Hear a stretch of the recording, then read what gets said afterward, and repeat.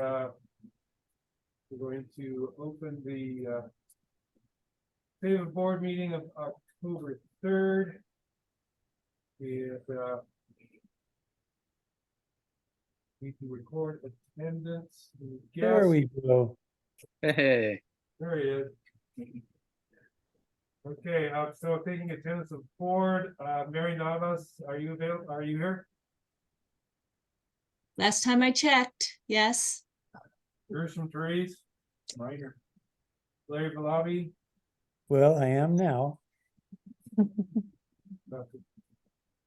Javier Gonzalez? Yes. Looks like we're missing Dr. Roberto Portillo. And Michael Jones, the chair, is present also. So we do have we have 1, 2, 3, 4, 5 board members out of 6 that is a quorum. And on the staff, we have Josh joining us remotely is at school. Rachel Pedley is here. Rosie Infante. And Samantha Hanlon, I believe, is the new HR director. That's correct. And we have Ken from DMS Yes. yes. and School Scout is with us also. So who else do we have in attendance for part of the year? My name's Glennie Rankin. Okay. Glennie Rankin, GLENNI, Thank you. And are you a staff member? Yes, I teach 7th grade and 7th grade number. Right. Over here. Megan Campos, I'm a paraprofessional here at Ceiba. I'm sorry, your name again? Megan Campos. Megan Trump.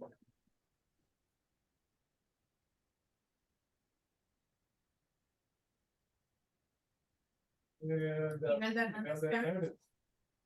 see you again.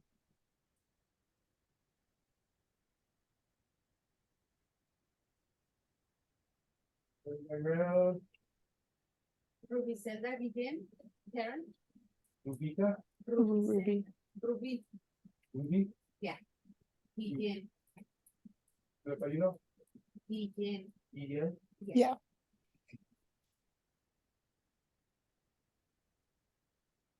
and you are? That's right. Rafael? Yeah. Yeah.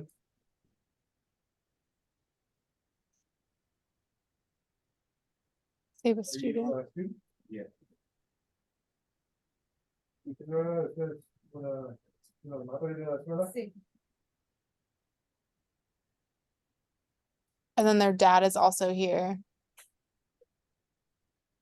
You're here. Matt Chris is also here. He's a supervisor. That's Matt Chris. Chris. He's one of the head school teachers. What is Mr. Gann's first name? Yes.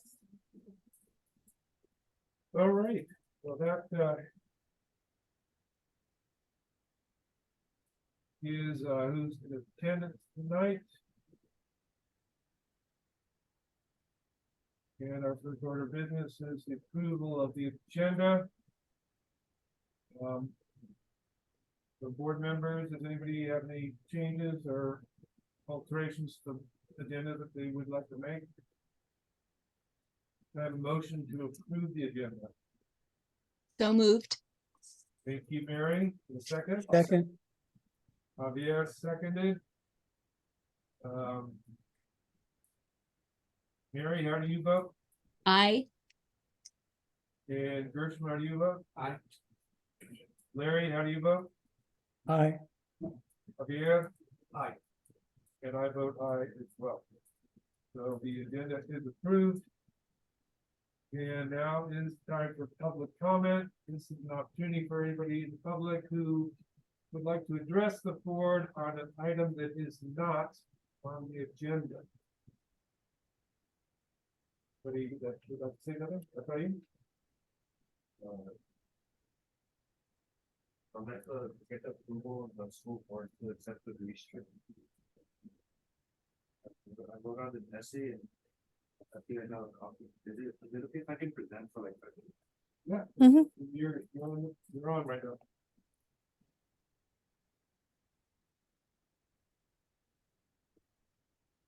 Efren, do you wanna like come up here and you can speak to them? What about the camera? They'll be able to hear you better if you're up here.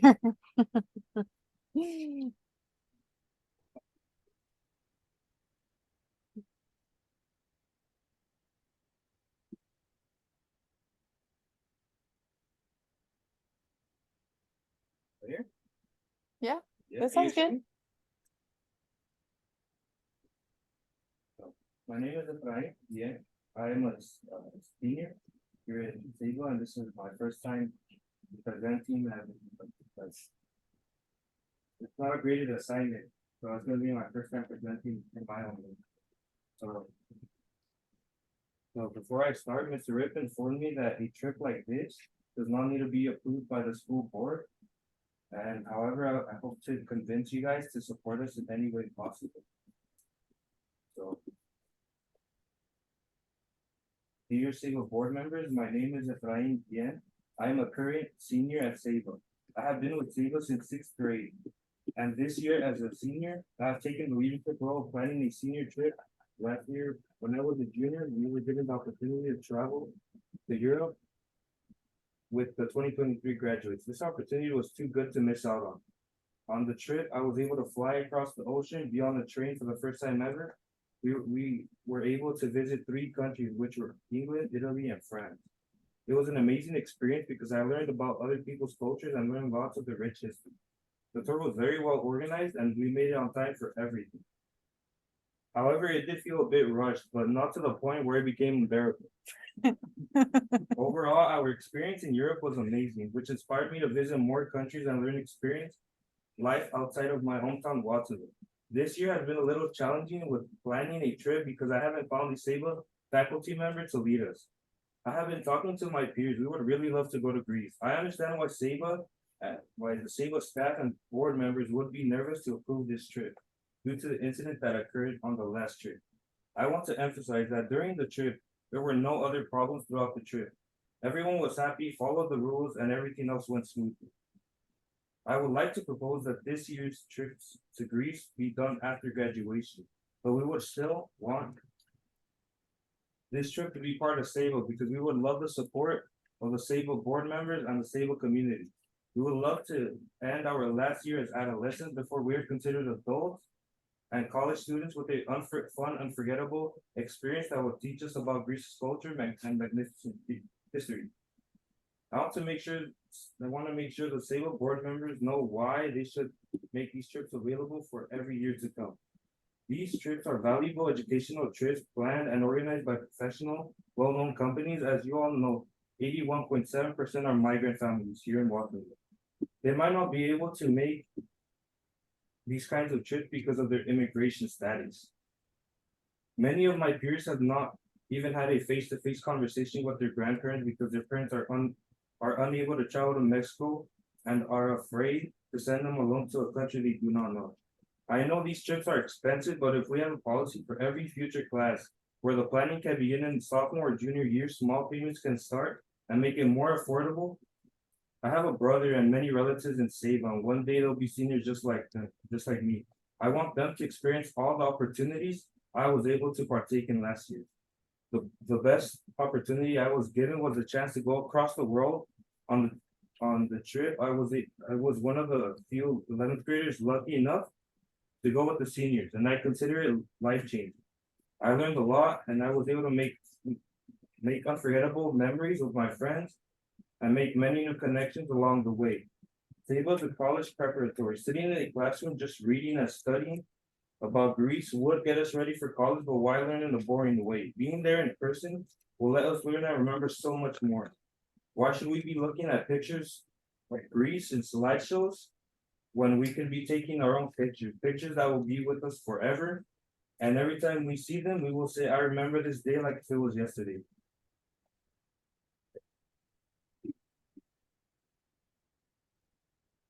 COVID made us miss lots of important events. Firstly, as seventh graders, we never had the opportunity to travel the country. What's worthy pointing out is that we were promised to go on a fun, exciting trip to Washington, DC. I remember that everyone was excited about going outside of the state for a school trip. It would have been great for us to gain knowledge from outside sources. We fundraised as well, making the trip more anticipated. But the pandemic came, the school postponed our trip. Ever since that, we had not had an opportunity to go on a trip like this until now. Secondly, we never had a graduation ceremony as eighth graders. So after finishing middle school, we never got the recognition we deserved. Not only that, we missed our first year of high school and did it through Zoom. We also missed all the trips to amusement parks and places like that. After each year, we have been visiting less and less colleges and universities, which is bad. We are seniors and we need to see all the colleges we can see to see if we like them or not. This trip will benefit Ceiba by making the community grow together as a team. When people want something, they will work to achieve it. A famous example is World War II. During the war, the United States of America did not want to be part of the war against Germany and Japan, the Axis. They did not support it either. So they cut Japan's oil supply, which made them angry. So they attacked Pearl Harbor on December 7, 1941 to show dominance. They thought it would lower the morale of the American people, but it actually did the opposite. America wanted to avenge their fallen comrades. So they joined the war the same day Pearl Harbor got attacked and rebuilt their whole Navy fleet in 6 months and attacked Japan in the Battle of Midway, which left Japan humiliated. The rest is history. From this example, I'm explaining that a whole country united together to take down an enemy. And if a whole country was able to unite as one, then a whole school could too. We can all unite as one by helping out with fundraising and creating plans and making sure everything flows together and smoothly. To end this essay, let's talk about me and why I chose this country, why I took the initiative to take the leadership role, and why I want this trip to get approved. The reason I chose Greece was because they made the most important contributions to philosophy, mathematics, astronomy, and medicine, thus ending our senior year with a fun learning experience. I took the leadership role because I want to show to everyone that if you want something, you work for it and make it happen. I also want to show that I'm ready for college and my future. I want this trip approved by every senior. I want this trip approved because every senior deserves a chance to learn and experience something that they thought they would never do. I love Ceiba. Ceiba has not failed me once, and I hope Ceiba doesn't fail me now. Thank you for your time.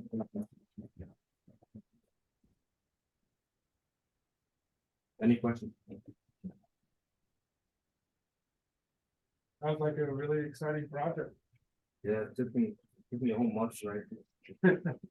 Very well done. Thank you. Thank you for sharing that. Sounds like a great project to pursue and see what we can do at our level for your efforts. Thank you. Very, very impressive. I never expected you to go as far as that. So I'm really proud of you. Thank you, Mr. Ritt. Anything else for closed session or for a public comment? All right, then we'll move on to reports. And the school activity financing and staff stipend. Okay, so I'll take this one. I'm going to share my screen for a moment, and I think there should have been a handout for people to reference as well. And this actually is somewhat connected to the public comment that was shared earlier. And the question or the report is about how school activities are financed. And so we've grouped different activities, and then we gave some examples in this table: who's typically invited, how it's financed, and the staff payment and stipend method.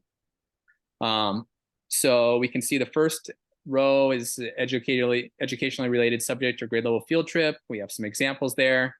And you can see that Ceiba pays for academic related field trips, and then there's no additional payment if the trip is made Monday through Friday.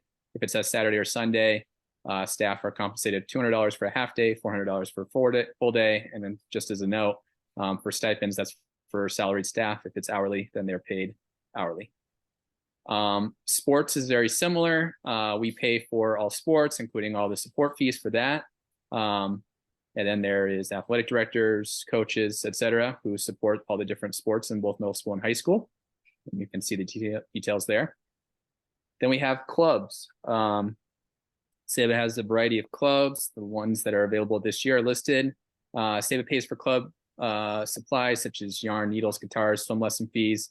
Ceiba students can host fundraisers to purchase spirit wear for clubs or to take non-academic trips.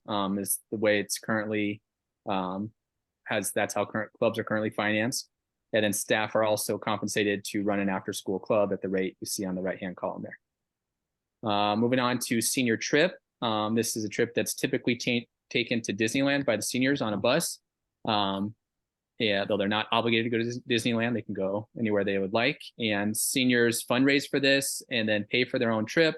Ceiba does support students who express they have financial hardship and cannot pay for the trip themselves. If a trip is taken over the weekend, which almost always it is, then the staff receive a stipend payment of $400 per day for that. Moving on to dances, we can see that dances are hosted on site. Ceiba will pay for decorations and DJ, and then hopes to break even with ticket sales, typically $5 to $10 per dance. Staff are not paid to chaperone or help prepare for dances typically held between 5 and 9 p.m. on Friday. And then finally, so part of this was just to give context. And then the final one here is tours organized by outside agencies. And so we have a few different examples of that. The Europe trip that was taken last year that Efrain referenced in his public comment, a Washington, D.C. trip that is planned for spring of 2024 and has also been taken a number of years prior. And then Ventana Wilderness backpacking trip that's organized through the Ventana Wilderness Alliance. And so the way Ceiba has handled financing for this is students are expected to finance their own trips for Europe and Washington, D.C. through a combination of fundraising and their own personal finances. Staff in the past for D.C. were compensated with a stipend. It did come up a couple years ago that there was a concern about a trip being offered to students, and we want to make sure that no students are going to be excluded for inability to pay. And so Ceiba, like many schools do, separated itself slightly from these trips to say, okay, this is a trip completed in a volunteer manner with this outside agency, whether it's World Strides or EF Tours. And the Europe trip last year, the staff that attended that trip did not receive a stipend for attending, but there is a request to have staff stipend for the upcoming DC trip. The Ventana Wilderness backpacking trip is another trip that students can participate in through its after-school club. Ceiba does pay a small security deposit and then meals and gas for bands. Staff do receive a stipend for that. However, Ceiba does support everybody who is interested in attending that trip financially. So one thing that we wanted to report out and get guidance from the board on is how to handle staff stipends for trips where the financing for the trip is handled all or in part by students and their families. So I'm wondering if the board, Mary, Larry, Michael would like to weigh in on this topic. And I also know we have some people here who may want to also express their thoughts on this school activity financing. In fact, why don't we let them speak first? I don't know if Mr. Grist or Ms. Rankin would like to speak on this.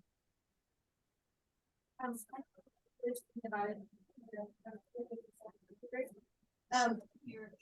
wrote a letter to you guys just inviting you.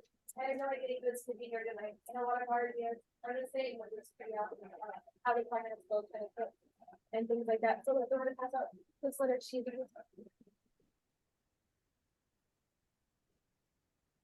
And then if you would like one, for those who are on Zoom digitally, let me know and I can send it out to Mr. to share with you too. Mine is not as long as Efrain's. I didn't know how much time I would have. So I want to keep it kind of short and be nice for you guys. For you too. So I must have sorry, I'm a little nervous. So as Efrain said, I'm here to discuss a 8th grade trip with you guys and its support for our school community. Before I arrived to Ceiba, Kelsey Sage, as you guys know, ran the East trip, in 2015 due to parents asking, up until the pandemic hit, that prevented Efrain grade level from attending the trip. So DC has always been something that students have looked forward to and are really excited about, even the 7th year they have this year. And this past school year, after being asked by Carson to take it over, I was super excited. I talked to Kelsey about everything and that she and the students would do and got to do with World Strides and was super thrilled and excited.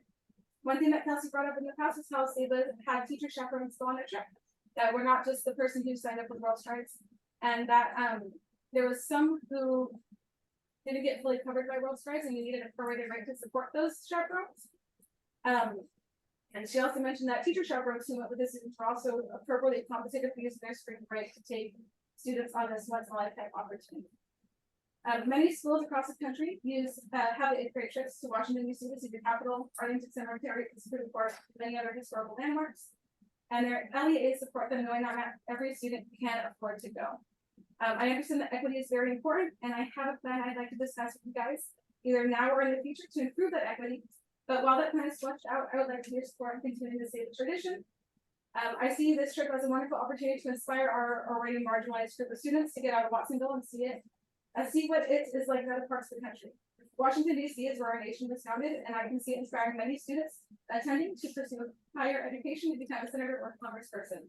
Right, Brian Honey, I can see you doing so much great things with what you said earlier.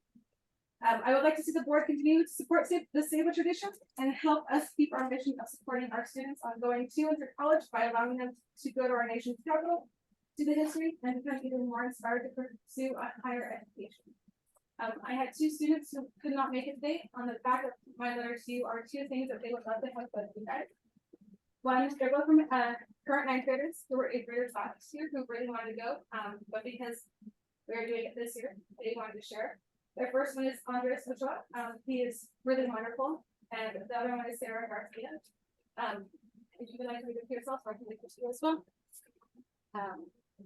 But basically, both of them have really expressed that this is super important for us now and for the future, because it just will inspire students to keep going and pushing that kind of inspiration to go to and from college.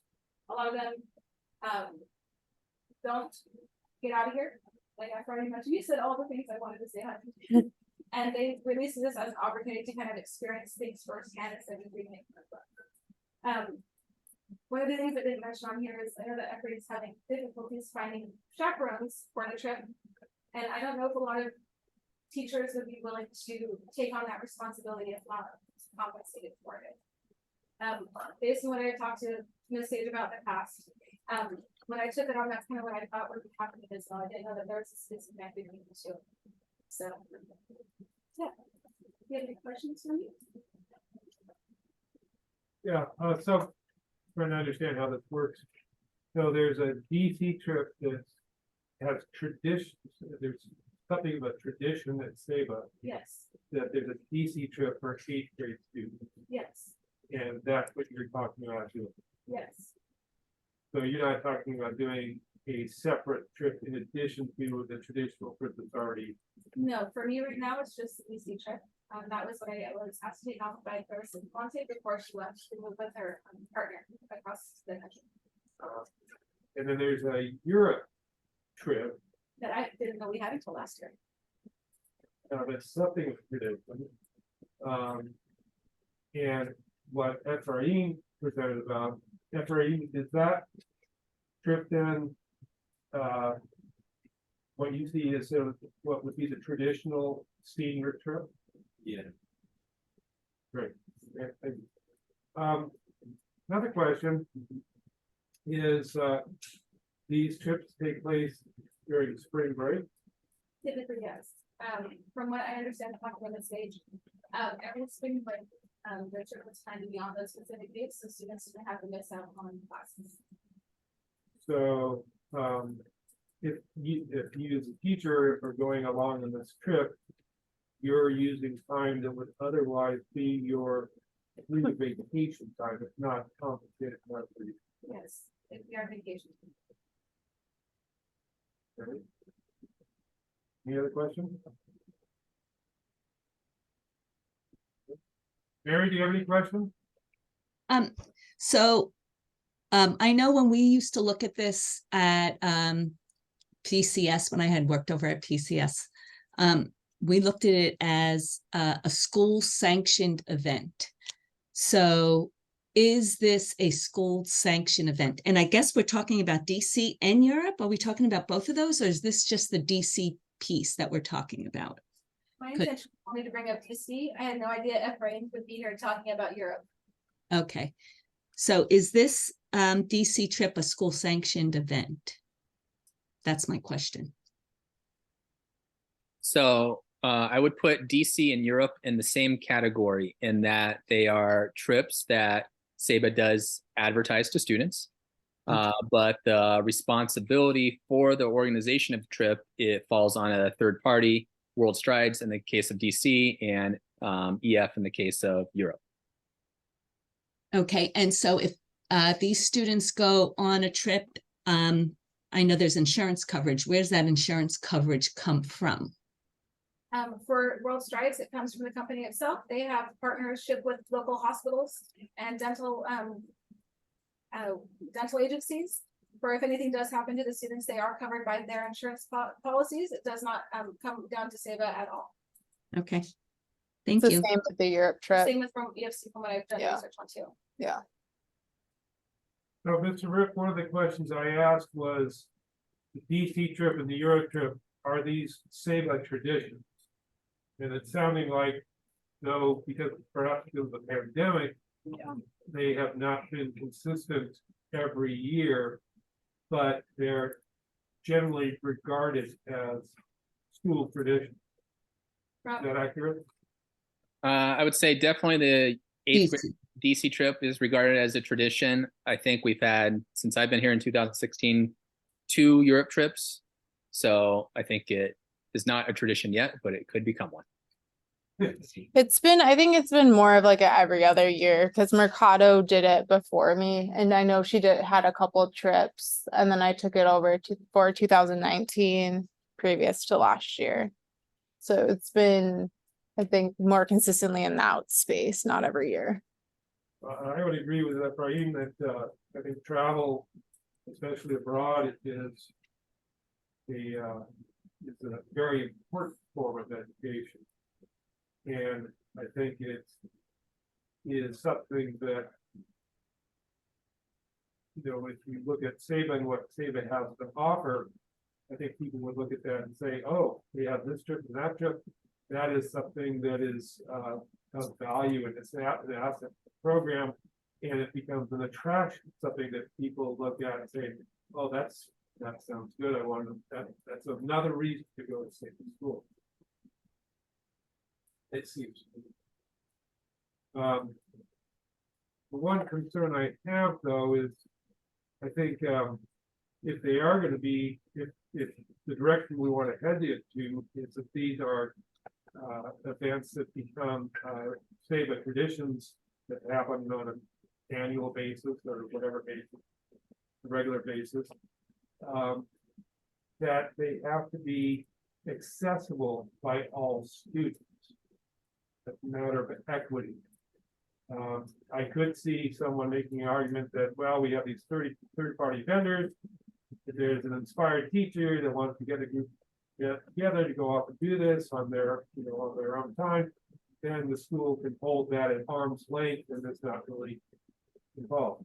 But I see great value in these, and so I think they should be school sanctioned events, and part of the Ceiba tradition.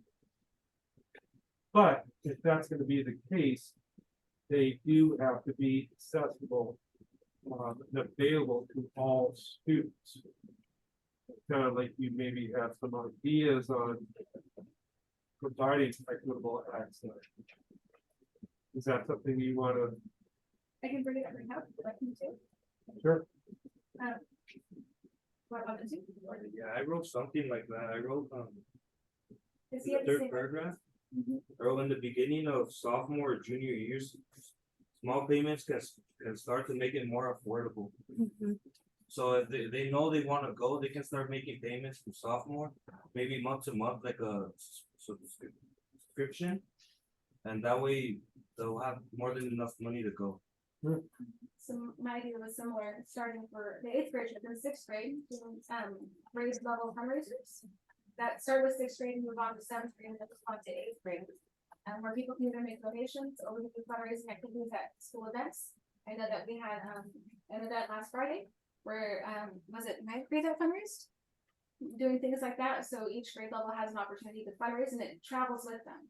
So the 6th graders currently this year, if they start fundraising, it go with them to 7th grade, where they can keep fundraising and keep growing that, and then making their way to 8th grade to keep growing that as well. And then donations could also be sent in by people who want to do so. There's also scholarships and grants. I've been doing some research to find those too. But I just found a $5,000 one that I would like to apply for our kids too this year. I just need to get their parents' permission to include their names and birthdays. So there are things out there to make it more equitable for our students if we look for it and then have planning starting with an earlier grade level, making their way up to their final year for the trip. Yeah, at I was a school principal, and at my old school, Alianza, we had a field trip program. So every grade level had a field trip that they went on, and they got to a more larger scale as they got older, including a week up in Yosemite and so forth. But what we would do is we'd have a series of fundraisers, school-wide fundraisers. And the understanding was that everybody would participate because everybody understood that the proceeds were going into a pot that would then support the more expensive field trips that the kids went on in the upper grades. And so sort of that idea of investing into a future experience, which worked pretty well. Mr. Rip, what do you think about an idea of setting up some sort of payment program or savings program to support participation in these trips? I think it's a fabulous idea. I think if we were to say pitch this to the current 6th graders in anticipation for an 8th grade DC trip, we may see the numbers grow. Like historically, we've had always about more or less 30 kids attend the DC trip. Maybe that number gets up to 70 or 80 or 90 if everybody is aware of this fundraising over the 3 years prior to the trip. Same thing with Europe if this became a high school tradition. One concern I would have is cannibalization of fundraising. And by that, I mean, well, I think travel is extremely important. And I was touched by how well Efrain spoke about his experience in Europe last year. There's also fundraising that could need to be started to support college visits to universities outside the area, or even saving for college. So I'm wondering if we would want to maybe explore how these two, fundraising efforts intersect with one another. Yeah, I think Hey, we need to Josh, look do you at it have- as- I'm sorry, go ahead, Larry. Josh, do you have a sense of a rough percentage of how many of your kids are undocumented and couldn't go on a Europe trip? I think it varies by year, but let's see, out of okay, so if it was seniors, roughly, you know what, I don't even want to speak to that. So I think I'd rather just refrain from answering that. I was gonna say, because I don't think you're allowed to even ask that question. Okay. Really? Okay. Yeah, of students. Well, I was framing it in terms of how many, if there's a significant percentage of the kids that can't participate in that, I don't know if it would be good for the school to be fundraising for the kids that can. That's a really good point too, Larry. I'm wondering so one thing, and I'm just speaking off the cuff here, if we started some type of organized fundraising campaign, and this could be going towards a few different things, and you might say, oh, I want to go see this college in Boston or Texas, and there's a fundraising that's going towards that. Another group might say, oh, I really value the Europe trip experience, and I'm going to fundraise towards that. And then it's maybe a more equitable solution for students. I don't know. Yeah, but I do think you posed a very good question, Larry and Mary, about making sure that this trip is seen as accessible for everyone. I do know for the DSC trip that, their, their legality, whether they're documented or undocumented, doesn't matter because they're minors. So at least for the DSC trip, as long as they're Yes. under 18, they're welcome to fly without needing, an ID or anything to prove that they're a citizen. Mhm. I double checked and asked about it. Okay. I did have a comment about, also the funding college trips. And I thought a couple of seniors a few years ago had started a nonprofit. It was basically senior support. And some of that was also for funding travel to visit colleges or universities that were on their list and they were not able to visit otherwise. So I'm not sure whatever happened with that. I know there's still some that senior support support some of the seniors with their college applications, but it would be nice if the funds could be also provided for trips to the colleges. So that's another wrinkle in this. So we did have that. That was some seniors pre-COVID set that up, and it was very thoughtful of them. They realized that many kids ran into obstacles just coming up with different administrative fees along the way in applying to college. It can add up to maybe, in a grander scale, maybe $400 to apply to a number of different colleges. And so they set up a senior support group that became part of the foundation, and the money they raised for that went to the foundation. And that continues to exist for students who need financial support to complete the applications. Also, that said, the UCs and CSUs both give an allocated amount. I don't remember the exact number of free applications, then another number of reduced applications. So the senior support money is usually just going to either privates, which oftentimes also offer that, or students who want to apply to maybe 10, 15, 20 colleges. We have not used those funds to finance students going, to distant colleges for college visits. But I'm happy to explore that idea. And that would be a question for the Ceiba Public Schools Foundation Board, since they're the ones who are in charge of those funds. Mhm. Imelda has something to say. I just wanted to make a comment. I was born and raised here in Watsonville, and I actually went to Washington, D.C. when it was free back in 1993. I had the opportunity, 7 students went, and it was an experience. Like I said, my parents came from Mexico, didn't know the language. It was my first time being on a plane. So it's definitely a good experience for our kids. Then in 8th grade, my teacher won a trip where she could take 7 people to this trip to Spain. And she put those funds to her students. So she made a little contest, we applied, and I was selected one of the 9 students to travel with her to Spain. And we spent a whole week. When we came back, she did some fundraising. And when we came back, we had to present to all these people who had donated for us to make it possible. Again, with low income families, because it was at EF Hall, more Latinos than anything. And it was definitely a good experience. I had the opportunity to go to Japan, but because I didn't like Oriental food at that time, I just felt my dad would tell me, why not go? Because I don't like the food. That was my biggest obstacle. But I wish somebody would have told me, like, you would experience a different, But I did have the opportunity to travel. And then regarding fundraising, I don't know if you guys are aware, during the summer, I'm part of this organization in the city, and they do a lot of fundraising through the Levi Stadium. Levi Stadium actually gives about $250 to $300 for every person that goes and sells in their concession stands. That's a way to fundraise. So they'll give that money back to the organization. What we could do is probably, because you could even invite your relatives to go and help.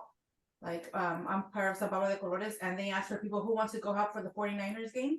And all they have to do is sell the concession stand, the beer, the nachos, the popcorn, the tacos. And if you get a group of 25 people, and they'll give you about $5,000-$6,000. And that's money. I mean, that's an opportunity. That's free money. And if you want to do it, like he said, it's not fair for those who can't go. We'll say, okay, if you go, but half will be for Ceiba and half would be directly to your student. The other half, we could use it for scholarships. Since that's another thing that we need, a need for scholarship, that occurring scholarship for 4 years. I mean, that's something that I brought over the summer, and I know at the beginning of the year they were doing it.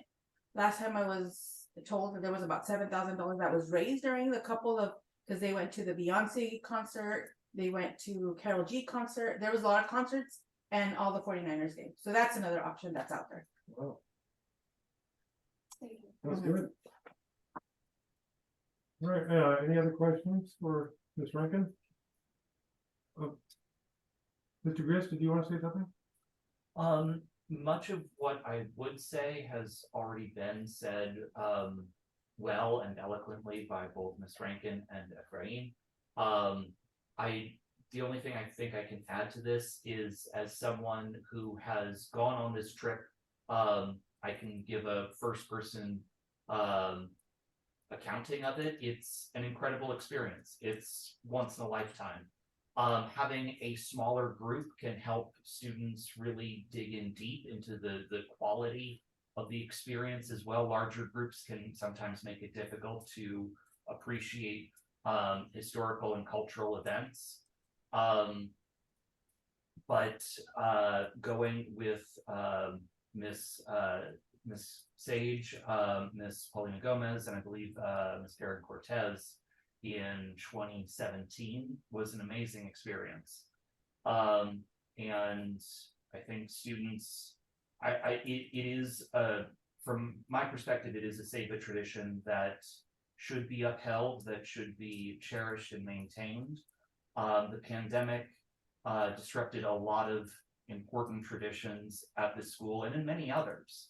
And now that we are having some space from the pandemic and its immediate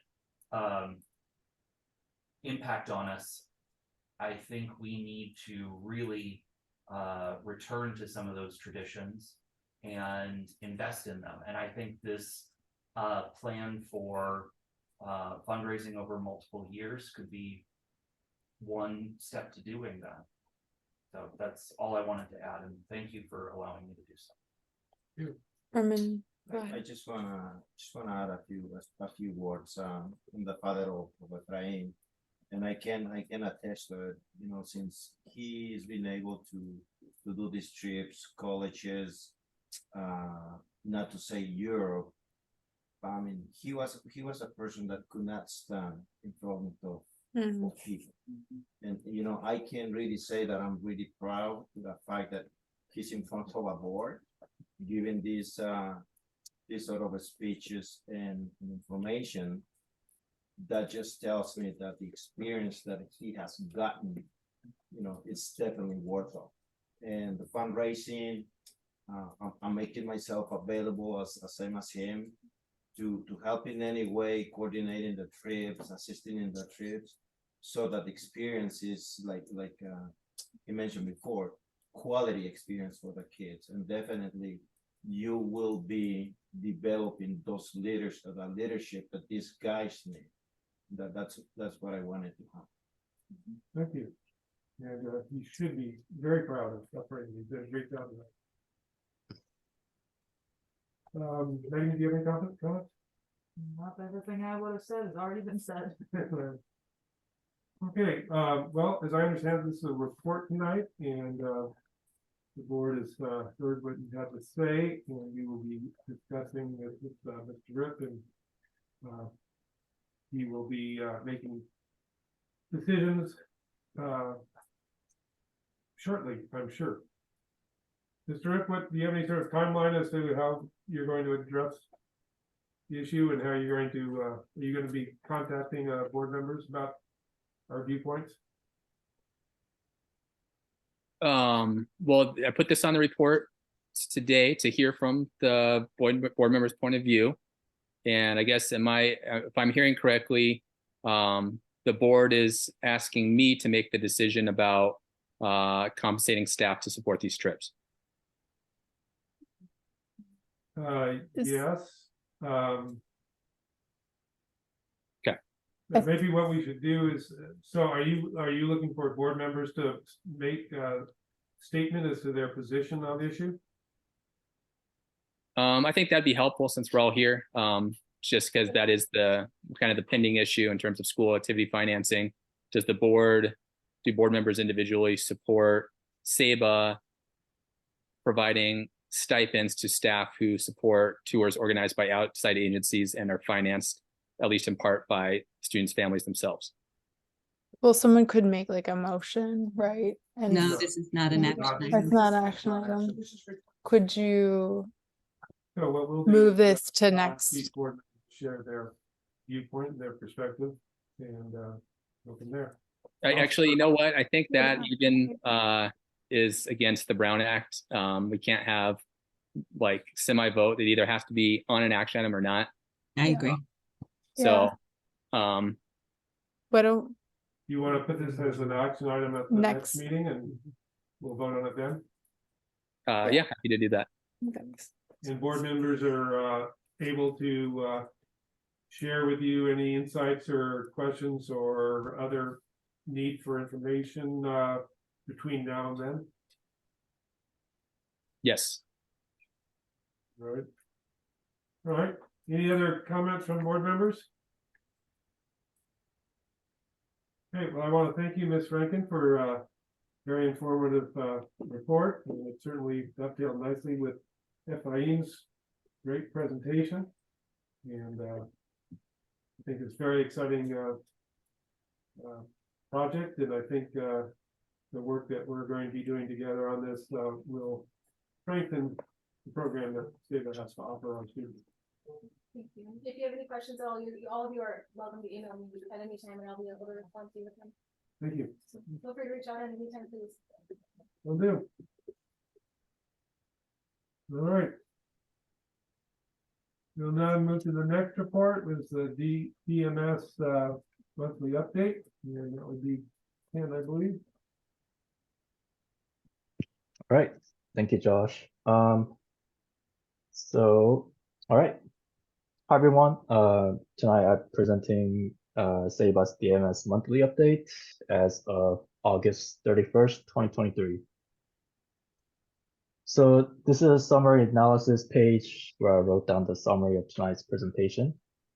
I'll be going over what's written here, so we can move on to the next page. All right, so here on the budget summary page, we compare the latest board approved budget in 23-24, which is a July budget, versus year to date actuals as of August 31st, 23. It is at the view at the highest level here. So we are in August, which means we are through about 17% of the fiscal year. So overall, we received about 3% of the revenues, and we spent about 17% of the expenditures. All right, moving on to the details. So, I mean, since this is pretty early in the year, there's not much to point out at this time. Just except the fact that the lighter revenues at this point in time is pretty normal, as the fundings tend to flow in arrears, meaning we spend the money and then the funds come in, especially the federal revenues. But we are compensating the lighter revenues for this year with the rest of 22-23 revenues. We're still receiving those, but those will not be appearing in this P&L, profit and loss statement, because they are technically claimed in 22-23 fiscal year. All right. Expenditures, I mean, like I mentioned, it's still early in the year, so there's not much to point out. Except if you look at 4,400, which is student technology, that was Yes, non-capitalized equipment, those are about $72,000 were spent, mostly spending on Chromebooks for the students. And if you look at 5,400 insurance, that is school's umbrella insurance. We have fully paid for the 23-24 fiscal year, so that is fully paid. Again, with the Chromebook expenditures, is that something that's a one-time event this year because we're having to replace Chromebooks? Chromebooks, I believe those are, yeah, those are considered one-time expenditures. We are putting those in federal funding, one-time fundings. It's called CARES Act. Those can be spent in one-time revenue. So basically one-time expenditures used on one-time revenues. So Yeah, I didn't ask that question very well. Is that part of, seems to me I read somewhere that the Chromebooks had sort of come to end of life and that schools were having to buy new Chromebooks to replace the Chromebooks that they had previously. Is that what's going on here? Kenny, do you mind if I jump in? Yeah, that's. yes. So yeah, yes, that's accurate, Michael. Each Chromebook that Ceiba purchases has a life cycle or lifespan of about 4 years. And so as the Chromebooks make their way through different years with students, they eventually are no longer as functional as they were when we first purchased them. And so we replace one batch at a time. And then, select classes every year we'll receive newer or new Chromebooks, depending on where we're at with this. So Josh, do you have, that's basically a tech replacement plan. So do you have a tech replacement plan and you monitor the ages of those Chromebooks so that when you purchase some every year so that it doesn't have an exorbitant amount of impact on your budget? We do have a tech replacement plan that we monitor closely, and they look at the different models of what's lasting longer and what's not. And that is going to be a responsibility of our new tech administrative coordinator, which I'm going to talk about in my report. But yes, we do. Okay, great. I had a question just on the repairs. You're at 66% of repairs. So I'm just wondering if you have a lot going on for maintenance and repairs right there on that page. Oh, that that page right there. So it's 5630. Oh, 5630, thank you. So you just have a lot going on. Is that, AC. AC, is that what it is? HVAC and AC? I don't know. Can you look up what the itemized expenses are for 5630? Yes. Mm-hmm.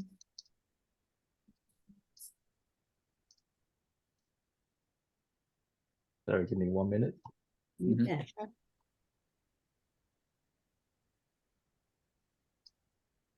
It's probably a combination of the HVAC as well, the improvements that were done in the parking lot and driveway over the summer.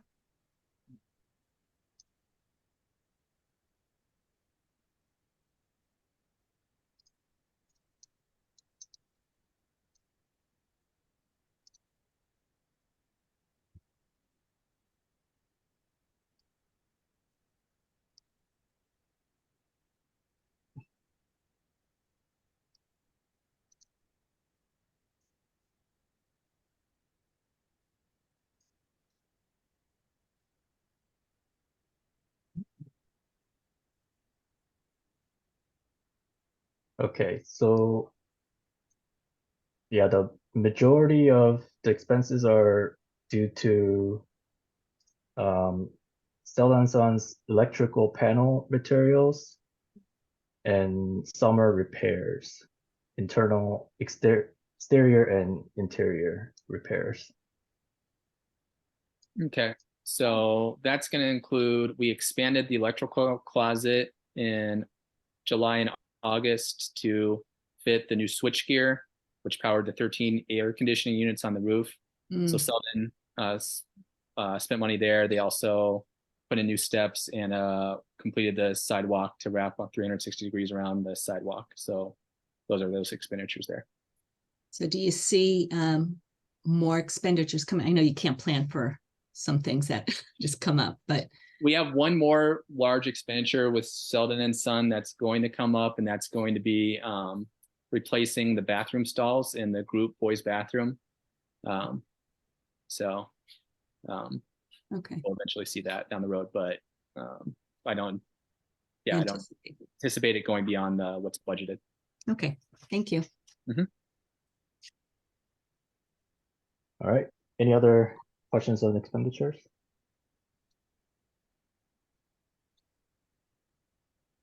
All right. Moving on to the cash flow. Sorry. Yeah. So the bottom line. Let me go over the bottom line real quick. Sorry, Josh. That's okay. So the bottom line. We are. Oh, sorry. My apologies. This is a monthly update. I got confused with unaudited actuals here. So there's a bottom line, but it doesn't really matter at this point because we're only 2 months in. So disregard. Uh-huh. All right. On the monthly cash flow statement, this statement shows the inflow and outflow of the cash on a monthly basis. So if you see July and August column, those are highlighted in green. That means they are actual numbers, and the rest of the year, September through June, are projected numbers in cash. So the key point I wanted to mention is as of August 31st, we have about 207 days cash on hand, and that is projected to increase steadily over the year. And Ceiba is projected to end the year with around 359 days cash on hand, which is pretty solid. That's about a year of cash reserve. So I believe that is we're in good place here. All right. Last but not least, we have a balance sheet. It shows kind of like a snapshot of Ceiba's financial position as of August 31st. So we have about $4.7 million in cash, and that contributes to the total assets of 8.6 million. And the liabilities, we're keeping liabilities at a minimum, which is about $1.3 million. And I believe that is a very good, strong financial position. So Ceiba is in a tip-top shape. Yay. Thanks, Ken. Yep, and that wraps up the presentation of August DMU. Thank you. Thank you, Ken. Any other questions for Ken? Don't hear any. Mary's happy. That's a good sign. Yeah. Yeah, that's what I'm going for. Like he Alright. said, there's only 2 months. Only 2 months. Yep. That's good. Okay, thank you, Ken. Let's move on to report C, Human Resources Report from our new Human Resources Director. All right. Hello, everyone. Thank you for Yes. having me here tonight. I'm really excited to be here. I wanted to take an opportunity to introduce myself and then also share my vision for human resources at Ceiba and share a little bit about what I've been working on. So as you know, my name is Samantha Hanlon. I'm the new Director of Human Resources here at Ceiba. And My passion for this work really started as a child. And my upbringing, I attended schools that were very low performing. There's a website called Great Schools that ranks schools in terms of their performance. I attended Bellevue Elementary, which was a 2 out of 10, Cook Middle School, which was a 1 out of 10, and Elsie Allen High School, which was also a 2 out of 10. I went on to really, in my educational experience, I attended low performing schools that were mostly low income families and families of color. I was a student who went on to college. And so for me, this wasn't the norm of students I graduated with. And so I saw inequity really firsthand in my experience. So I really wanted to have a part in changing that inequity. So I went to school. Teaching credential and went back to teach in Roseland, the same neighborhood I grew up in. The school I taught at was about 98% Latino students and mostly students from a low socioeconomic background. Having that experience as a teacher, and I was a teacher leader on campus as well, and was really able to see my impact outside my classroom broaden, and that's what led me to want to go into school leadership. My first position as a school leader was at Hollister Prep School. I was the founding principal, and that's actually how I know Mary. I opened the school kindergarten through 2nd grade and grew the school to K through 4. We were serving a low-income population and primarily a Latino population as well. This school, under my leadership, was a high-performing school. We actually were ranked 10 out of 10 on great schools. And one of the things I'm most proud of is the positive adult culture that was built on the campus. After being as I was the principal of Hollister Prep School, I also became a mom. Here's a picture of my daughter, Audrey. She is going to be 9 years old. She's a 3rd grader. And really, I think this was a pivotal point in my career, was becoming a mom. Before that, I was really a fierce advocate for all families and all students. But becoming a mom, it was really transformational in terms of how I understood the importance of school choice. I can't imagine being one of our family members that didn't have a choice about where they send their kid to school, or if they had a failing school in their neighborhood, they had to send them there because there weren't any other options. So this really reinforced my belief in the charter movement and charter schools in general, and the idea that our families should have choice. Most recently, I was a principal of Spark Academy. This is with the organization called Rocket Ship. It was in South San Jose.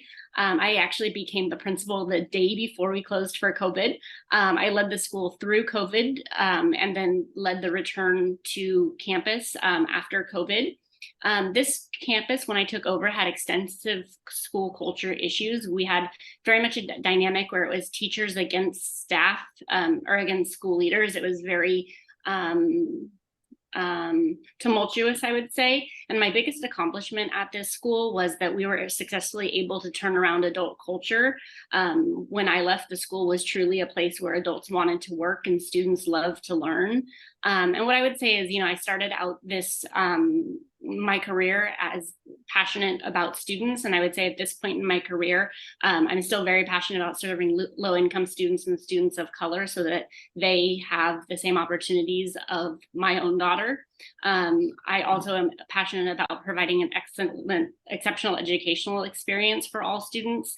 And this led me to apply here at Ceiba, is really the population of students that are being served, and then the college going culture and the push to make sure all students excel. At this point in my career, I would say I'm really, really passionate about adults and the adult culture. These are the people that work most closely with our kids. And so for me, it's really, if we can impact the adults, that's the way that we're going to do the best things we can for our kiddos. As I have joined, I'm in week 3 now at Ceiba, I started thinking about what I wanted to see in terms of the vision for HR. And I came up with a vision statement. Our vision is to create an educational ecosystem where students are the paramount focus of our actions and where adults are steadfastly accountable for their development and success. We are committed to fostering an environment that instills a love of learning, encourages curiosity, and empowers every student to achieve their highest potential. And I highlighted a couple things here. the paramount students are the paramount focus of our actions. It's really, really important to me that every decision we make on the human resources side of things puts students first. And not just on the human resources side of things. I strongly believe that students should be the focus of every single decision that we make on campus. Also, adults are steadfastly accountable for their development and success. It's really important to me that we have a strong and positive adult culture at Ceiba, and that Ceiba is somewhere the students want to learn and adults want to work. And I think part of that is making sure that, you know, school leaders, teachers, everyone on campus is accountable, and that we're putting students first in all of our decisions. So as I am entering week 3 here at Ceiba, I've been thinking through some of the things in my work stream that I think can help us improve as an organization and as a school. The first thing was revamping the org chart. One of the things that I noticed is that some employees didn't know who their direct manager was. And I strongly believe employees need to know who they report to be most successful, and managers need to know who their direct reports are so they know how to and who to support. Also, an increased clarity in roles and responsibilities.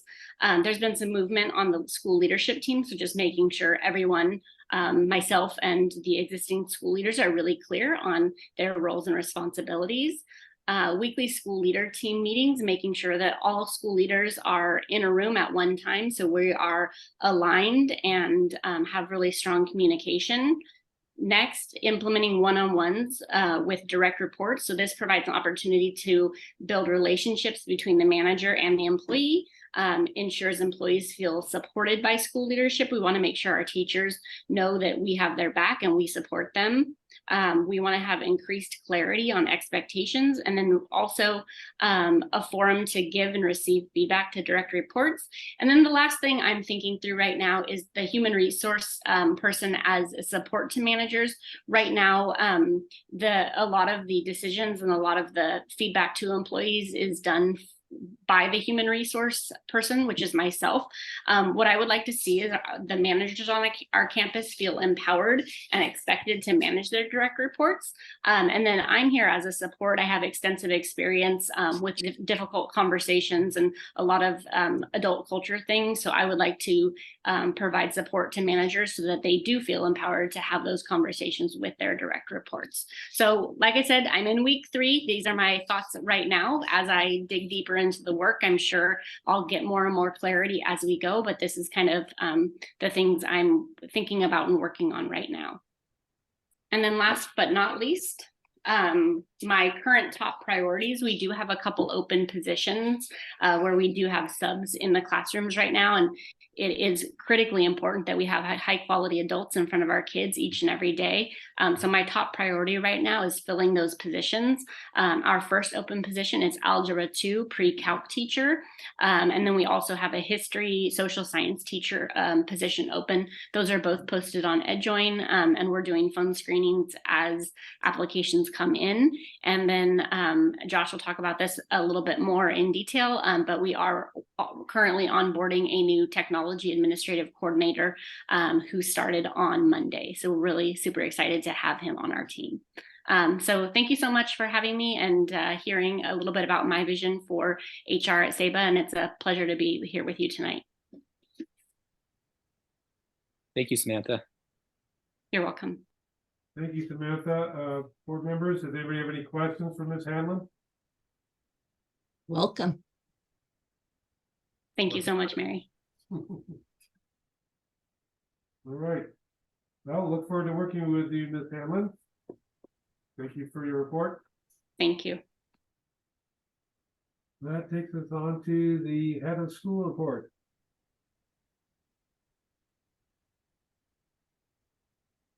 Okay, so just want this is my head of school report for October. Today I'm going to talk about 5 items here. Or excuse me, 4 items. Responses to some public comments, specifically concerns that came up at the September board meeting. Campus safety, conditions of approval update that Ceiba collaborates with the city of Watsonville over, and then finally a Ceiba legal update. So let's get started. So a concern was raised at the September board meeting about poor use of class time in some classes. Basically, the concern was that students were permitted to use their cell phones. If they got some work done, they rushed through it and then just wanted to have free time.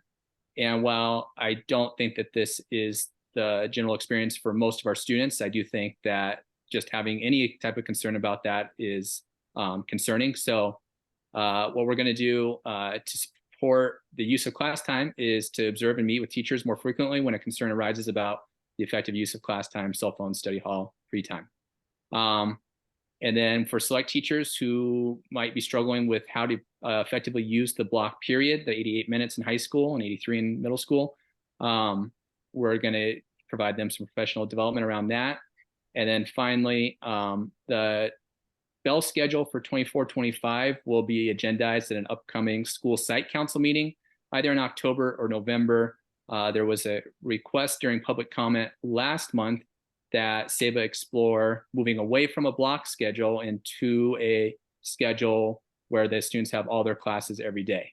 And there's a lot of logistics that would need to go into making a change like that. I'm not even saying that this is something that Ceiba will do, but it is something that parent requested that we explore. And I think at the very least, we can discuss this at a meeting where teachers, students, staff, and parents are all in attendance. So school site council.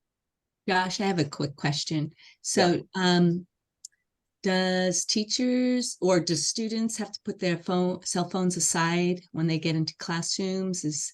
I know I see schools doing that, some schools, right? So just out of curiosity. The expectation is students have their phones put away from the start of school at 8:30 until school lets out at 3:15. Okay.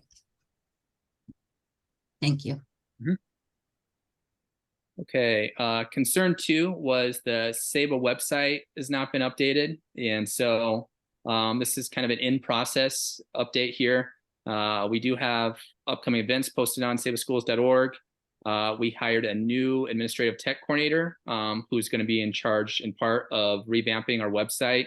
When I look at the website, it has some photos, and I think it's kind of overwhelming with photos, and I think it's a little bit difficult to navigate from a user standpoint. And so I'll be working closely with Mr. Davis to think about how we can revamp this website so that it is an effective tool for parents to refer to when they have questions and they maybe don't have their parent square in front of them or whatever else. So that's the update with the website. Concern 3 was meetings led in Spanish. So we had a meeting in September for school site council. The turnout was excellent. And we held it in Spanish with interpretation for English speakers. And I think that was really effective. I saw more parents participating in the meeting. And fortunately, almost all of our staff was also bilingual. So that worked out really well. In fact, a lot of the people who are here today were also at that meeting. And I think this is something that we're going to do going forward. Maybe not for every meeting, but for definitely for the school site council meetings, we'll be hosting a meeting in Spanish with an English translation. We also held it downstairs in the auditorium. And one thing that I'd like to explore is Ceiba moving this meeting that you're all currently at from the landing down to the auditorium so that we have more seating and it's a little bit more comfortable for everybody to attend. So our next school site council meeting is Wednesday, October 18th. Concern 4 was hiring a diverse staff as role models to primarily Latinx student population. So Ms. Hanlon referenced the open positions that we have for the grade 7 and 8 history teacher, as well as the grade 11 and 12 algebra 2 pre-calc teacher. And so I think something we can do here is to reflect on our biases before, during, and after the hiring process to make sure that we don't have biases in the hiring process, be aware of our school culture, and try to identify who we want to attract, use inclusive language in the job descriptions, and be clear about the rationale for each of our hires. So this is something that Ceiba will be leaning into as the year progresses with more new hires. There was a concern about Avid. And Avid this year is being implemented in 11th grade with students from a teacher who has many years of experience running an Avid program. We also sent a group of high school teachers and an administrator to an Avid workshop in San Francisco this summer. In September, we met with the Avid program coordinator for the Central Coast to consider expanding Avid to other grade levels. She was actually able to link us up with GECA, or the Gilroy Early College Academy, to see what a full implementation of Avid could look like at a smaller high school, middle school. GECA, or Gilroy Early College Academy, is a grade 9 to 12 school that feeds into Gavilan Community College, but their high school is a similar size to ours. They do not have a middle school, but I think it's something that we can really learn from there. And then in the spring of 24, we'll be looking at implementing Avid into our course offerings for the 24-25 school year. And just to be super clear about this, Avid stands for, as it says on the screen, Advancement via Individual Determination, and it takes basically reluctant learners and gives them the skill set to become better learners so that they're more successful both in high school and graduate from high school and then go on to be successful in university. Concern 6 was posting Ceiba college banners to motivate students. So while we have the pennants and the banners around the school, they feel a little bit impersonal, and there's some banners around the plaza in Watsonville of recent graduates from local schools. I have an example of one here. And so there was a suggestion that we put up banners of our Ceiba graduates and where they're going to be going off to school in the upcoming school year. And so I think this is something that Ceiba can explore and work with the current class of 2024 to see interest and how and where those banners could be displayed in the school. And I think Josh, was that the banner idea, was that something between the school district and the city? Yeah, I don't know all the details of how that came to be. And I think we could post them around the city, but I think but I'd be happy to do that as well. But I think the comment, and I think it's true, is like if you walk into Ceiba and you see maybe somebody that you know, maybe your friend's older brother or sister, and you see, oh wow, they're going to Boston University as the student is in this photograph, that might inspire somebody else to say, oh wow, I can do this too. So I think we'd probably, at least right now, the way I was seeing this is we'd be looking at ways to hang these banners around the interior of Ceiba. They might even not even look like these long blade banners that you're seeing here. They might be a different size and shape. Right. I know, Josh, at over in our schools here, they hang them down the street, the main street, but we only have one school district because Scotts Valley is so small. So I'm just wondering if that was possible, right? Would it cause concerns, I guess, for other schools in the area? But I think it'd be great to have them out there. It could be, and I think we could cross that bridge. I think maybe we could think about this in steps. Let's think about hanging some type of banner inside of our school with our graduates and get that going. And then maybe the next step could be, okay, now that we've got the banner program working inside of our school, we can expand it to surrounding streets and neighborhoods. Absolutely. Rosie has something to say. So the hanging of the banners actually came about during the pandemic when students were not able to experience the full graduation aspect of it. And that's when PBUSD implemented the hanging of the banners. That was something that they wanted to show the community where the kids were attending, and other similar communities is when they began to do that as well.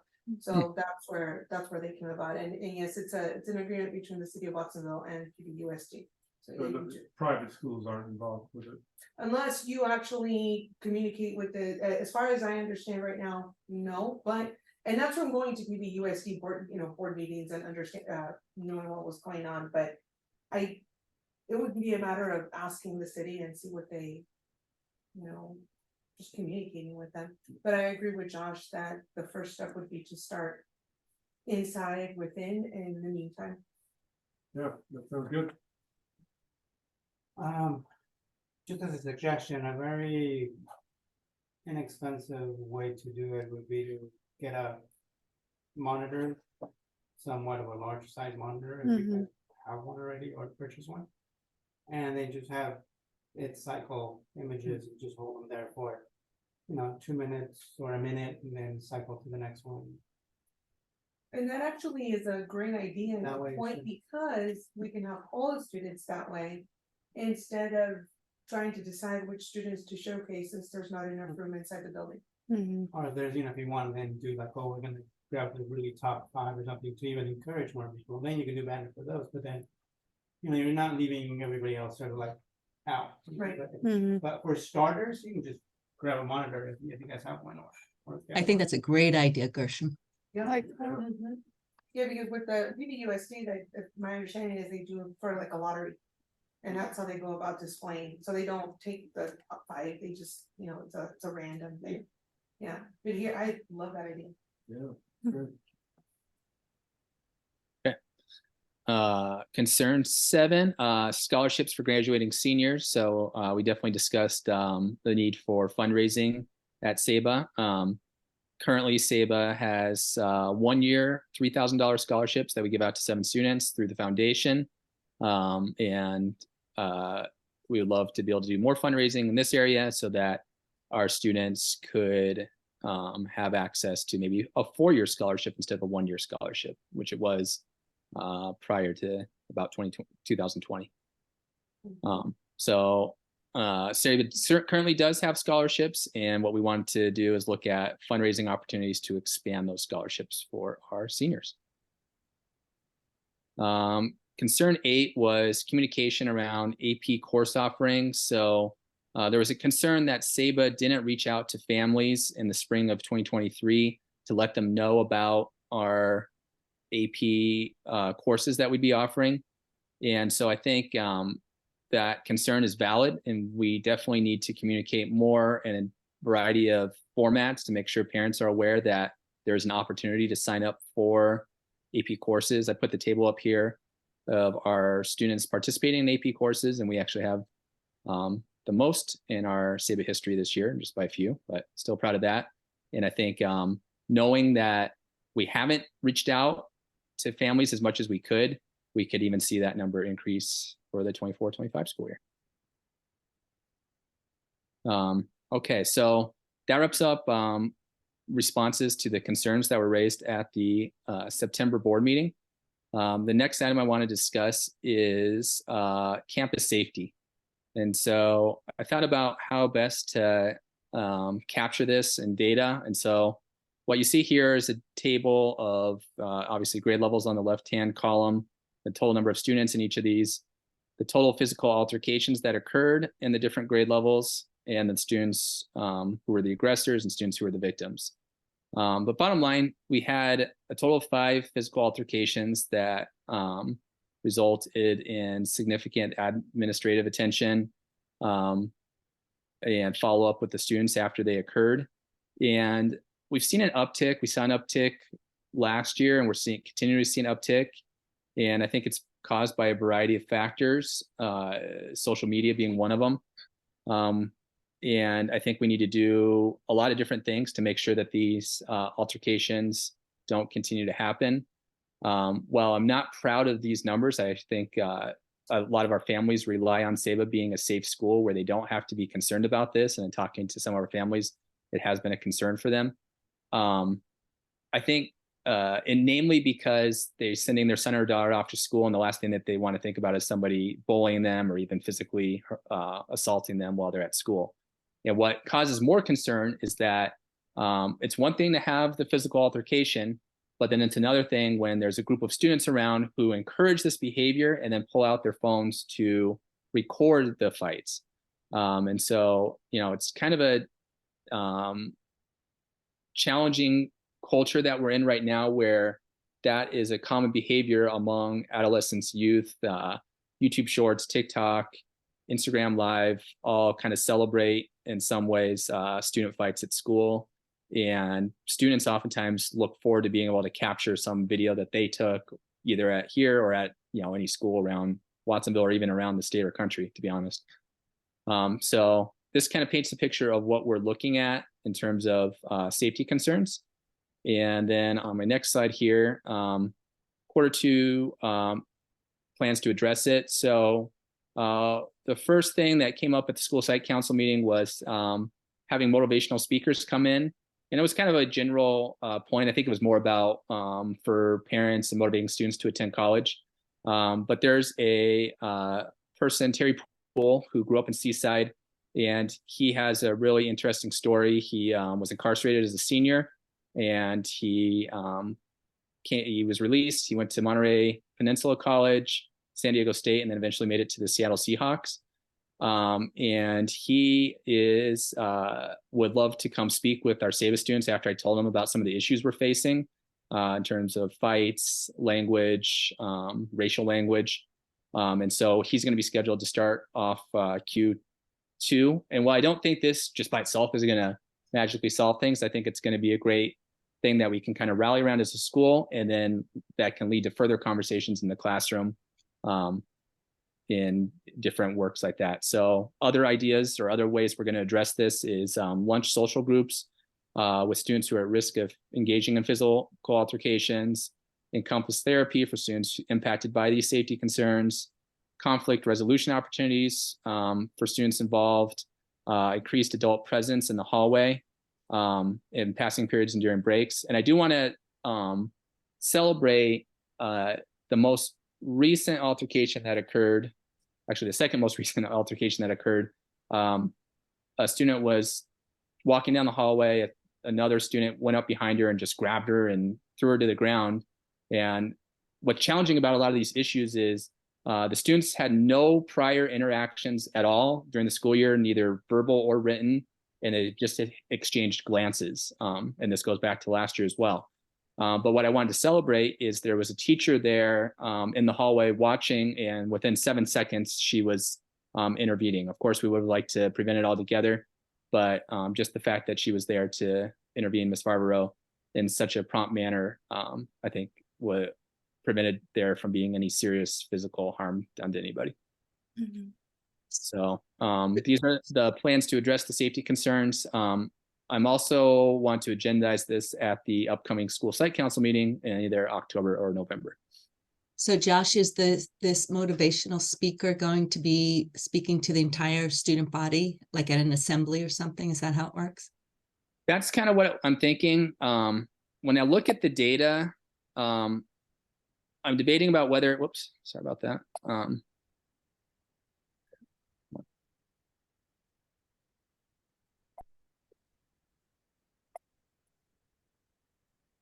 You see that most of these altercations are occurring in middle school and in the upper grade level. So I'm debating whether it's better to have the whole school together, which makes for a little bit more challenging listening environment, or just bringing the middle school together, or even by grade levels, to kind of make the conversation that much more effective for the students. Yeah, absolutely. I think that's a great idea.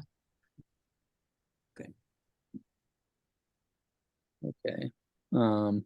Josh, in terms of addressing safety concerns,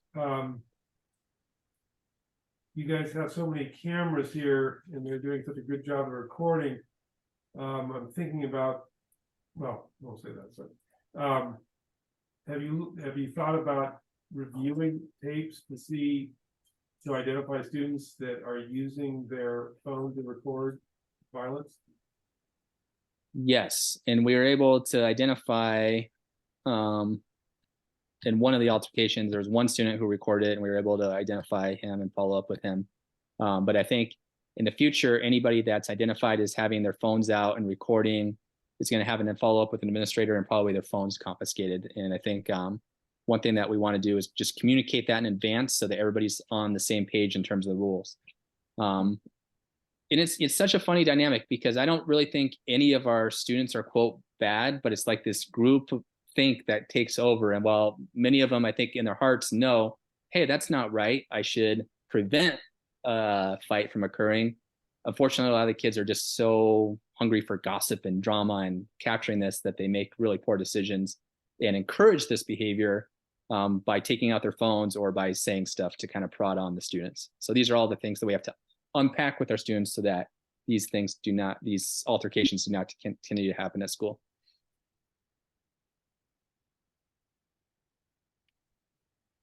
Okay.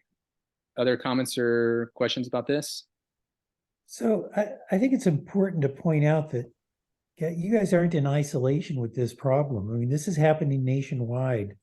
It's, coming back from COVID has been tough, and this has been happening in pretty much every school around. Sure. Appreciate that. I and agree. I think, while that is true, I think it's something that we can still really work to address and, hopefully prevent this from continuing to happen. Every year feels a little bit different. Social media is not new, obviously, but I do feel so this is subjective, but this is what I feel. There is an uptick in the number of short videos that kids watch of other kids fighting either at their own school or at other schools. And when they're at home, when they're just kind of aimlessly rifling, going through their TikTok, that's what they like to go into. It's just, oh, watch this person get, quote, dragged is the, one of the terms they like to use. And then they all kind of glance at that, and then they all want to have that, quote, trophy on their own phone of recording somebody who got dragged at their school. So, but yeah, I appreciate the context, Mr. Valabi. Okay. All right, quarterly update. So Ceiba submits quarterly updates about our conditions of approval with the city of Watsonville. And so we're making great progress. At the bottom, you can see the conditions we've fully complied with, which is 43 out of the 55. Partially complied is 10, and then there's just 2 that are not complied with yet. We're working on those. There's going to be an video inspection of our sewer lateral that is supposed to take place tomorrow, so that'll be done. And then the week of October 9th, the construction of the trash enclosure around our dumpster is expected to begin. Selden and Son is expected to pick up the permitted drawings from the city this week. And then the offsite intersections with crosswalks and flashing signs the drawings are wrapping up, and they're working with the city to make sure that all the signs are consistent with other signs that are used around the city. So we have architect and engineer group that's working on that, and then they give me updates as they make progress on that. And then continuing work is making sure that parents follow traffic rules when they're dropping off and picking up their students, and then ensuring that students behave appropriately at arrival and departure times. We have a complaint form on our website, and there was one complaint about students loitering after school and also leaning on fences and cars as they go home. And so we made an announcement about that and talked to the students, and also made sure that crossing guards are aware of that. So outside of crossing the students safely, if they see anybody just leaning on cars or on fences that are not theirs, they need to correct that behavior. So, this is something that we always just need to work on to make sure the drop off and pickup is safe and efficient, and that everyone is behaving appropriately before and after school. Okay. Next up, legal updates. So we have 2 cases for our legal updates. The first is the writ of mandamus that I've sent notices or letters to the Ceiba community about, as well as the board. And it's challenging Ceiba's entitlement approvals based on their argued CEQA violations, as well as other grounds. And right now, the city, along with the local neighbor group, is preparing the administrative record. And that's been going on since the summer. And that record will be used eventually in court when we have the writ of mandamus hearing. No hearing date has been set yet. And then I put, just to be super clear, what's the risk in each of these cases. So here, the risk to Ceiba would be that a judge orders the city to host another hearing to reconsider Ceiba's zoning change from industrial to institutional after he reviews the administrative record and hears from both parties in the case. And to be extra clear, Ceiba's not is listed as a party of interest, but not the defendant in that writ of mandamus. And then in case 2, there is a complaint of a CEQA violation when the Ceiba board authorized Ceiba to enter into a loan agreement, and the suit alleges that the Ceiba board violated CEQA when it authorized Ceiba to enter into this loan agreement for the previously approved purchase of the school site. And the loan agreement has not been entered into yet, partly because of the ongoing lawsuit, which is case 1, and also partly just because of the market and what interest rates have done. So there's no hearing date set for that case either, and the risk for this case would be that the Ceiba board could be ordered to rescind the approval for Ceiba to enter into a loan agreement with the Santa Cruz County Bank to purchase our facility, in which case we would not have the approval to even engage in those negotiations to get the funds to purchase our building. So those are the legal updates as of October 2023. Any questions? Nope, I'm good. Do you have any direct communication with city staff as to any of the dynamics going on around these cases? With city staff, no. My interactions with city staff is primarily around the conditions of approval that I shared previous in the slide previous to this one. Okay.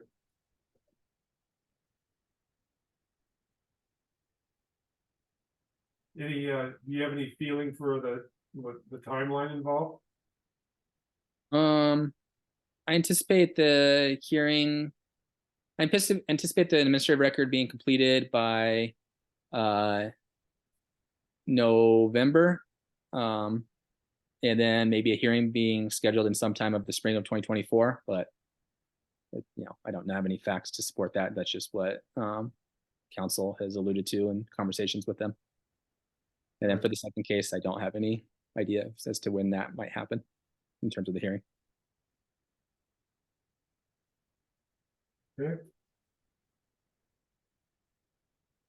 Okay, and that concludes my head of school report. Any questions from the board for head of school Josh? How's the leg doing, Josh? It's doing okay. I can't lie, it's been really painful. You always see all these sports stars on TV that get ACL repairs and then you're like, oh, they'll be back in 6 months to a year, but you don't realize how painful having a ligament in your meniscus repaired is. So not so mobile yet. And I'm supposed to stay off my right foot for 6 weeks. So we're just trying to navigate it day by day. Oh. Okay, hope that gets better. Appreciate that. Thank you. Okay, hearing no other questions, let's move on to the consent agenda. Anybody want to pull anything off of the consent agenda? Can I have a motion to approve the consent agenda? Gershom moved to approve the consent agenda. Is there a second? Second. Mary has second. And we'll go through the list. Mary Nava, how do you vote? Aye. Gershom? Aye. Larry? Aye. Javier? Aye. And Michael votes aye as well. It passes unanimously. The board has approved the consent agenda. Oh. That takes us on to action items and the unaudited actuals that Ken alluded to earlier. All right. Josh, did you want to share the screen? Yeah, just give me 1 second while I get that set up. Yeah. It is okay. Sharing my screen now.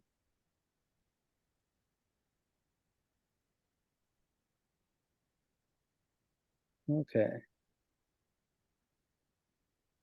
Here we go. All right, thank you. Yeah, so here we have Ceiba's 22-23 unaudited actual for your approval. Again, this is a summary analysis page where I'll be going over anyway, so we can move to the next page. Okay. All right, so summary analysis or budget summary page. This page compares the last approved budget in 22-23, which is second interim budget. We compare that to year-end actuals as of June 30th, 2023, which also known as a unaudited actuals. So overall revenues, we have received about 93% of the budget, and we spent around 95% of the budgeted amount. So the bottom line comes out to around $1.6 million in revenue surplus. Okay. All right, moving on to the details. So on the revenue side, so we'll see around 471,000 decrease in general purpose entitlement. That is our LCFF and EPA adjustment. I believe we discussed that a couple months back. And the federal revenue side, we are seeing around 420K decrease. That is because we are moving all the unspent ESSER revenues onto the 23-24 fiscal year. So we're kind of like recognizing that revenue in the next year or this year. So that's why we are taking that out of 22-23 and putting that in 23-24. All right. On the expenditures, so there's one thing I want to point out as a whole. We are seeing a decrease in expenditures across the board. That includes payroll and benefits, as well as materials and supplies and services. That is due to compensate for all the CARES Act revenue we are moving to the next year.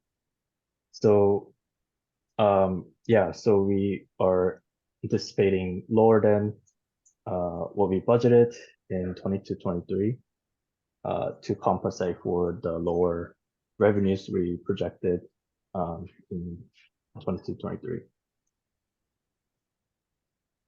But still, we are the bottom line, we are still anticipating around $1.6 million in net revenue surplus. So we're in good shape. Any questions on that? So yes, I have a question. So do you file through the SACS state system? And if you do you file an alternate form, the alt form? Yes. So that is a new process for us with Ceiba. We did file that unaudited actuals through their web-based SACS software, and we did elect to file alternative forms, and they did accept that.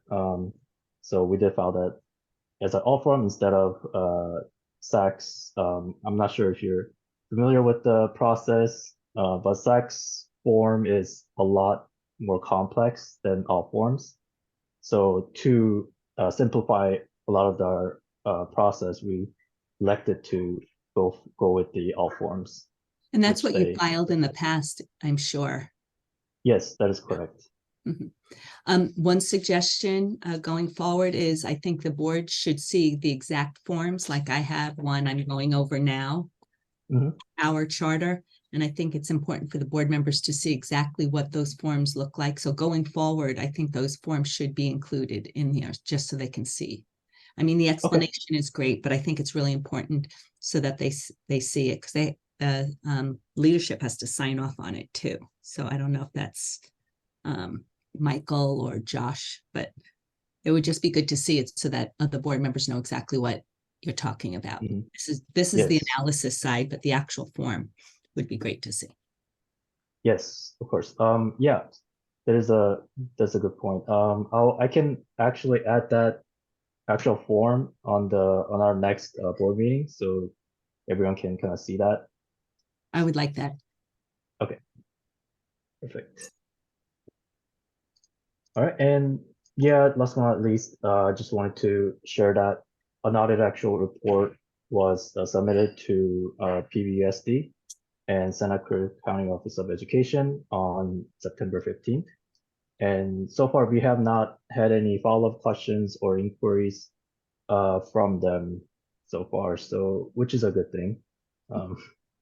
Yeah, so yeah, that wraps up the presentation for 22-23 on other actuals. Thank you. Thank you, Ken. Mhm. Any questions from the board for Ken? No. Okay, hearing none, thank you, Ken, and we'll now move forward to It's an action item. action item. Next action item has to do with the meeting calendar. The unaudited is an action item, so we need to vote on it. You got that? You have to vote on that? Yep.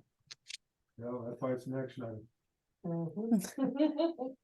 All right, can I have a motion to approve the Ceiba 2022-23 unaudited actuals? So moved. Mary moved, is there a second? Second, Gershom seconded before Larry. So roll call, Mary, how do you vote? Aye. And Gershom? Aye. Larry? aye. Javier? Aye. And I vote aye as well, so the unaudited actuals for 2022-23 are approved. Okay, on to the next action item, the meeting calendar. Okay, so here we have our meeting calendar for 2024. And this is for the Ceiba board meetings. And I wanted to point out a few things here. First, at a meeting in August, we agreed that the annual retreat should take place on Saturday, January 20th from 9 to 12. And so we're going to host that there in place of our typical Tuesday meeting to start off the 2024 calendar year. And then from there on out, the board meetings are the first Tuesday of the month, except for August 9th, in which case it's the second Tuesday. And the reason for that is the previous Tuesday is Ceiba Spring Intercession. And so we wanted to adjust that because we are going to have a few days closed at Ceiba. So April 9th instead of April 2nd. And then the rest of the days there, May, June. As you know, we have two June board meetings to have the LCAP hearing as well as the LCAP approval. No board meeting in July, and then August, September, October, November, and December will all be the first Tuesday of the month. So I am requesting that the Ceiba Board of Directors approve this 2024 board calendar this evening. Josh, would it be possible to get a copy of that? Yes, it's in board docs, and I'm happy to share this out and put it on our Ceiba website as well. I didn't see it on board docs. There's no file attachment. There is. You got it? You very good? Yeah. My quirk, I guess. Never mind. Gershom's able to see it. Yeah. Yeah. All right. All right. So I need a motion to approve the meeting calendar for 2024. So moved. Mary moved. Is there a second? I'll second. Javier seconds. We'll take a roll call vote. Mary, do you support Aye. or approve, I guess? Gershom, Aye. Larry, Aye. Javier, Aye. and I approve also the 2024 Ceiba Board of Directors meeting calendar is approved unanimously. On to the 22-23 EPA resolution and summary. Okay, let me open this up briefly here.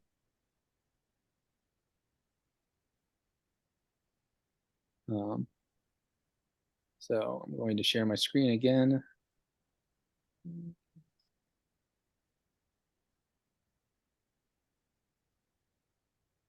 Okay, so the education protection account summary is a document that all schools, all LEAs are required to post to their websites annually. And so here, this outlines Ceiba's education protection account expenditure summary for the 21-22, 22-23, and the 23-24 school year. And it outlines the revenues. You can see that on the second row in the table to the right. And this is required to be posted to the website by Article 13, Section 36 of the California Constitution. And these funds can be used in a variety of manners. Probably the most significant one is it can't be used for teacher salaries, but it can be used for special education, facilities, supplies, a number of different ways.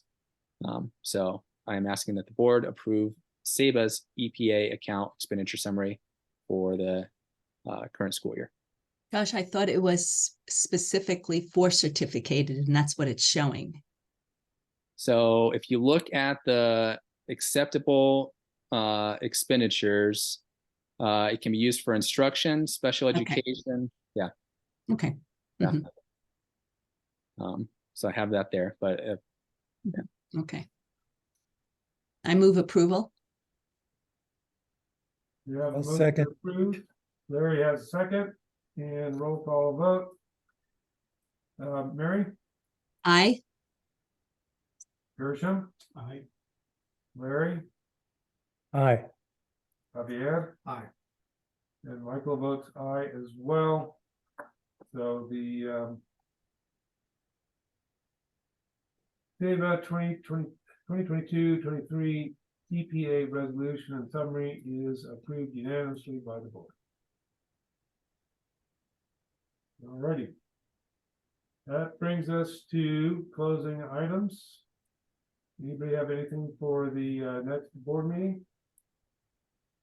Just the bringing back of the alt form. Alt form. There we go. Yeah, the alt form. Yep. The what form?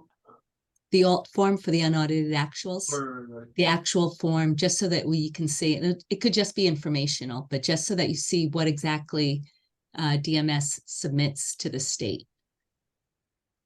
and the other item would be The Oh, the Europe other- DC trip. the Yeah. trips and the various issues around stipends and other kinds of support for Mhm. teachers in that and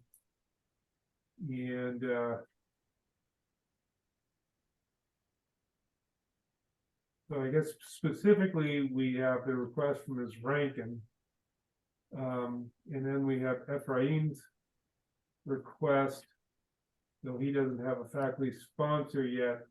So Josh, we should probably give some thought to, what it is we want to approve, and see if we want to sort of flesh out or articulate a comprehensive description of what constitutes Ceiba sponsored trips and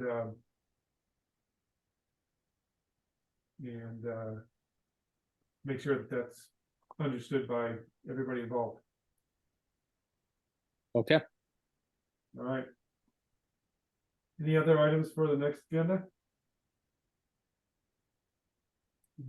Hey, hearing none, can I have a motion to adjourn the meeting? So moved. Everyone wants to stay. I'll second. Yay, Mary. Javier to the second. Mary, how do you vote? Aye. Aye. Larry. Well, given that it's 4:25 in the morning here, He's just getting up so he could go a few more hours. Yeah. yeah, so I'm an aye. Javier? Aye. And I vote aye as well. Larry, I just got back on Sunday from, your part of your neck of the woods, so I'm sort of waking up right now too, so. All right. The motion passes to adjourn the meeting. Thank you all. Thank you. Thank you all. Thank you. Take care, you guys. All right, you guys. Thank you. Mhm. Okay, bye-bye.